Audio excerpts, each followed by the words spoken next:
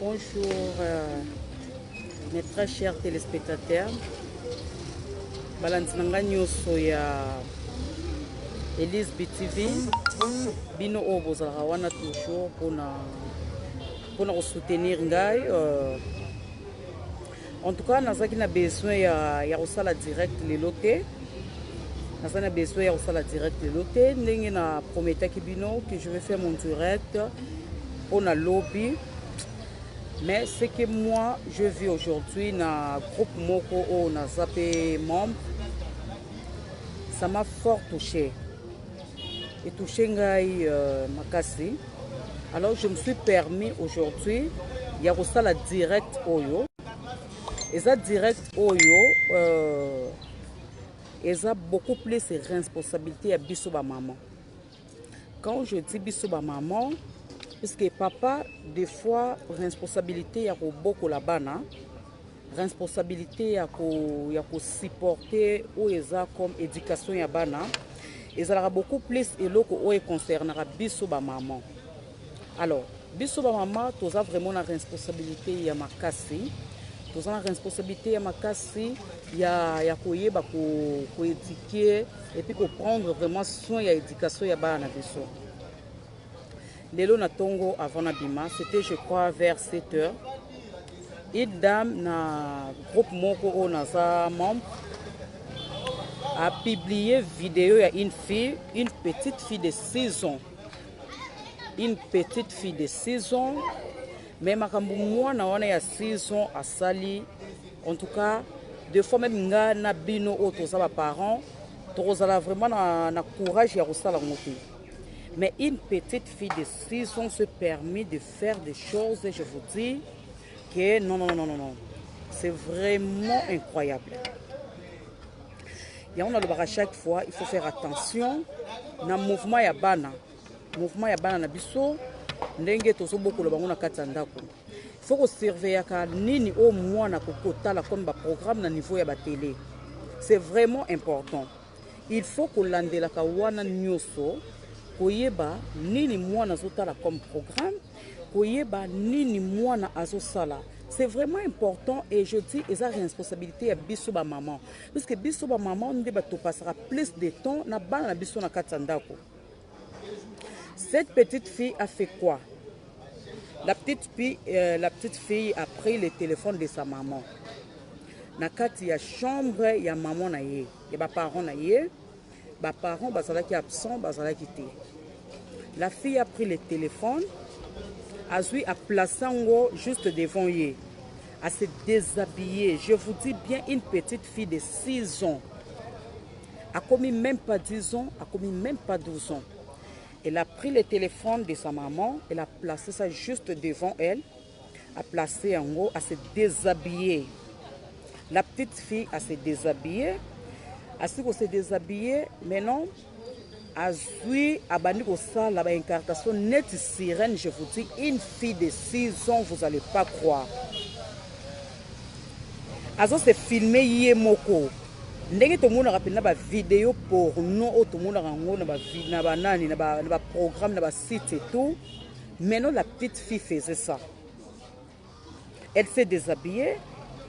Fille abandi ko sala nanu na début azo saneta zo bina donc makamnyo so ya muna rango na télé alingis quoi pratiquer en vraiment batu ba muna. Elle commençait à se caresser que vous avez pas l'idée, une petite fille de 6 ans. La petite fille commençait à se masturber que mamnazo loba batu ba sana kata groupe o ba mona ki vidéo wana et choka ki parents nyoso. Ça fait très mal. Il y a un conseil ngana opesa bino ba maman ba papa en tout cas ils ont la responsabilité na bango pe oui puisque baza pe ba parents mais ils ont beaucoup plus la responsabilité ya ba papa ti ils ont la responsabilité ya biso ba maman.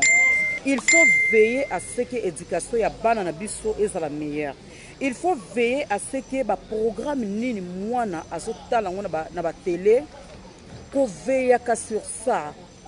Technologie à l'élo, bana ba komi très éveillé des fois ou les quand même biso ba parents. Puisque na époque na biso technologie ezala ki na vitesse ndenge eza l'élo te. Monde à l'élo ezo ki na vitesse moko boy.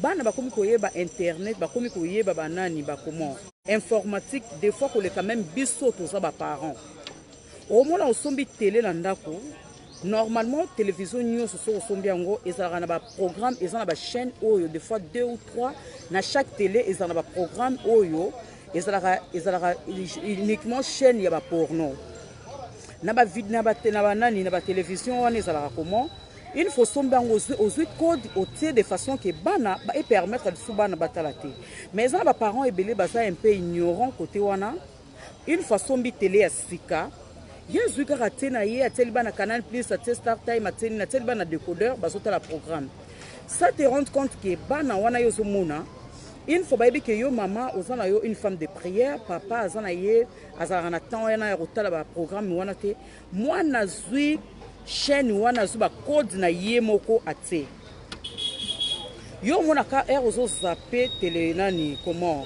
ba chaîne bon au côté on peut vraiment cater mais ya yebi que chaîne wana atango déjà code na ye wana tango il faut ba parents bazana ndako te au mona mwana koti na kata chambre ou sera yebi que mutu mususu azana kata salon te azui akoti na ya zui code na ye atie na ba chaîne wana abanzi kotala ba vidéo na ye ou eza ba vidéo porno yo parents sans te rendre compte yebi na okutango te.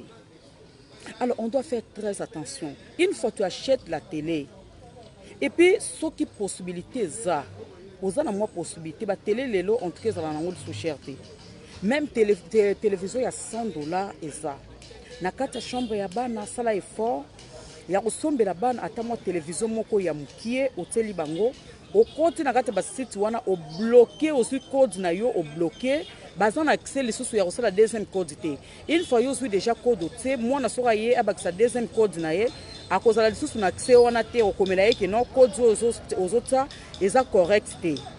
Mais une fois yo maman ozana yo ka trop spirituel ozo yo ba réalité mususu o bana ba komi koyeba des fois que les quand même biso ba parents puisque ma petite fille wana ya 6 ans à salaki je vous dis ça doit choquer en tout cas parents nyonso ero choquer une petite fille de 6 ans likola mbeto bandeko comme une sirène je vous dis azotala de gauche à droite azotala soki mutaza azomona mutaza te mwana bandi ko se masturber azomitisa ba mitapi azo se caresser donc ndenge kaka bato batala ba vidéo porno batalaka ndenge mwana wana ya 6 ans azosala ki mambo ngana yo otoza ba parents de fois ozo courage wana ya kosala te. Elle regardait de gauche à droite et regardait de gauche à droite azotala soki mutaza azomona mutaza te et puis elle a fait ça avec le téléphone de sa maman. Alors on doit faire très attention avec ça. Na télévision, il y a des séries oyo, mikolo maramba love story oyo, ezo baby ça peut des fois bana. Yo mona programme mozotala, non, ça fait quoi bana baza civilisé? Non. Et puis bana wana ko mona bango neti baza bana mikena ndenge yo zo kanisa te. Bana wana des fois bakomi éveillé koleka bakomi na vitesse moko ya vie koleka même ngana yo to za ba parents. Il faut qu'il y ait un programme nini. Et ça, on a un site wana ba chaîne mususu ezo zappé déjà basolo baki pas moins de 18 ans. Mais yo maman ozwa ote série moko bout bazo s'embrasser, bazo se caresser, bazo sala nyonso et tu es là à côté de tes enfants, ozo se gêner même pas. Olo bien non, bana mindele batala na bango. Non. C'est pas bien. On doit faire très attention avec ça. Il faut surveiller le mouvement ya bana na biso. Il faut surveiller nini bana bazotala comme ba programme. Tu ne peux pas rester là, programme nyoso zotalango, tu regardes ça avec tes enfants et tu es à l'aise. Ozo baby sa yo moko moral ya bana. Parce qu'une petite décision, les gens ne vont pas me dire que non, alingi déjà mibali, mais non. Alingi na ye mibali te. Et ça juste oh hier azomona na katanda kuna bango Ibrahim bonjour à toi bonne journée à toi mon ami. Et ça juste oh hier azomona na katanda ku nde mwana wana akomi suka lobite ndenge na mona rango na telenga pe na lukape moyen na pratiquer yango na lukape moyen na salela ngo bongo azoyeba te ke ezana eloko ezana âge na été. Alors ezana responsabilité ya biso ba parents, il faut qu'on veille sur bana.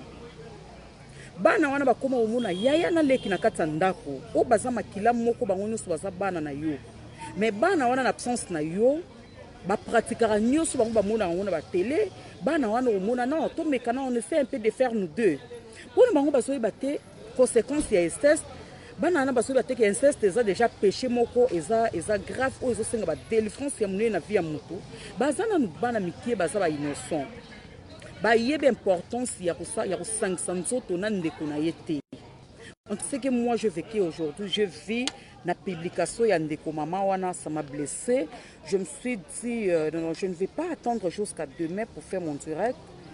Il faut na sola na bino ba maman. Pour ba papa bazala vraiment na temps mingi te ya ko éduquer bana. Éducation ya bana ça dépend beaucoup plus na biso ba parents ou toza ba maman. Hein? Il faut éveiller à ce que bana na biso babiloko wana bo permettre ngo bana batala raté. Franchement, s'il vous plaît les mamans. Hein? Télé vérifier en so yebité. Lukata mutu moko, je ne sais pas ta garçon quartier, ça côté la ngai na ba programme wana ya ba chaîne wana ya ba porno. Ozui ba code oté de façon que bana et puis bon ça l'exercice o na pesibino. Ba parents mingi o baza déjà na ba télé ba somba déjà kala o na bana déjà ba moins de 18 ans. Ndenge zona na absence na ozala sur bana wana une fois moni mutu azana ndako te mwana wana vanda katala na ba programme na ya porno. Na absence ya bino ba parents. Yo mona ka ozana mwana mukina ndako mais mwana yebi kutu ebele koleka yo parents. En tout cas, on doit faire très attention. Na ba programme ni tozotala ngona bana na ndako mwana oyo aza moins de 18 ans permettre yata la programme où eza selo âge na ye. Zala na esala effort nzamba pesa ba possibilité somba moi télé ya mukie tela bana na kata chambre. Ou ata ote na chambre te na salon mais au tourner yango saleli bango mo salon na bango ya mukie bazotala na programme na bango. Yo pe parents ou na kata chambre sozo na besoin otala ba programme soso na mobile na yo okosuma moi télé na wa mukie otiango na kata chambre. Télé à salon aux autres na bana bloquer ba chaîne wana ya porno bloquer puisque ceux qui ont tika accès wana bana ba okena te code na ye yo mona ka oluka jour so sala net so meka ko ta programme wana ezo biso que code eza correct te ça sûr que moi na déjà akenda avant ça déjà à ta code na ye na absence na bino ya talaka na yango une petite fille de 6 ans maka mwana wana sali je vous dis esali nganzo to malili. On doit veiller vraiment pour na banani vie ya bana na biso eza responsabilité ya ngai na yo otoza ba maman to permettre bana batala n'importe quoi te puisque nyonso bango bazotala yazo luka juste a luka pratiquer yango. Alors on doit faire très attention à ce que ba programme nini bana bazotala bana ba yebi internet lelo deux fois moi na zana ina ndako mais zana ba site oyo ba Google déjà kota. Donc si fait yo kakataka moi le solo boy moi na télécharger na yeba site sa kota ka et tout yo parents oyebi angote ba téléphone ya bana oyo il faut toujours vérifier moko vante moi na waza mineur aza permis ya téléphone na ye atango code te c'est vraiment interdit. Il faut que la moins rigueur na bana to boy te aimer les enfants c'est eza te signification ya que non il faut que bana liberté moko boye osala moins suivi na vie ya bana na ote. On doit faire très attention avec ça. On doit vraiment faire très attention. Téléphone ya mwana ou azan mineur et ko zana code te. Il faut qu'on veille à un mouvement ya bana biso. Mwana ou azan moins de 18 ans. Téléphone na ye et ko zana code te. So moni mwana komi ko tia code ye bisa supprimer code na téléphone etika la normal.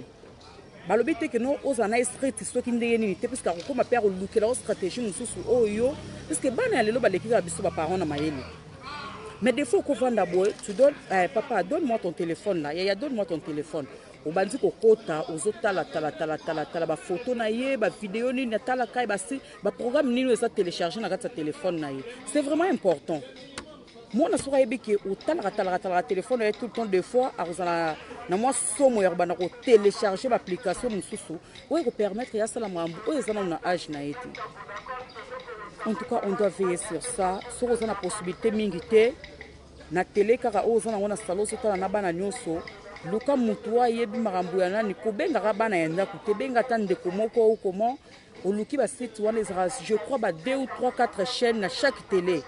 bloqué yango tia ba code moko ke moi na même l'absence na osoka meki kokota arozona ya accès wana te vérifier ka téléphone ya mwana na yo faut que solaka mingi na bana ke mara nyonso yo ozomona okoki kopratiquer yango nanu na âge oyo te puisque oza nanu mineur tu dois faire des choses oyo ezocorrespondre na âge na yo. Ok, en tout cas merci, je sais que vous avez vraiment ebele bobanda ekolanda ngai nayaki juste pour partager na bino lisolo wana parce que eshokaki ngai je ne pouvais bon nakoki kozwa courage ya kozwa vidéo na balansango pour na respect ya ngai na bino je ne peux pas faire ça mais en tout cas eloko wana esali nga nzoto malili on doit veiller à ce que bana na biso batalaka n'importe quoi te il faut surveiller ka bana il faut kosolaka na bana en tout cas il faut kozala vraiment strict na bana. Ok, en tout cas merci, bonne journée, et je crois on se retrouve aujourd'hui, nous sommes jeudi, on se retrouve le samedi à notre direct sportif au Naosala, pour les rendez-vous à chaque jour, en tout cas chaque samedi, nous avons direct, il faut diminuer mon pied. En tout cas, merci vraiment. Nabi que vous en misala nzamba sana bino nzamba pambola journée na bino nyoso eleka bien votre BM. En tout cas, je vous aime vraiment beaucoup, que le Seigneur soit avec vous. Ouais.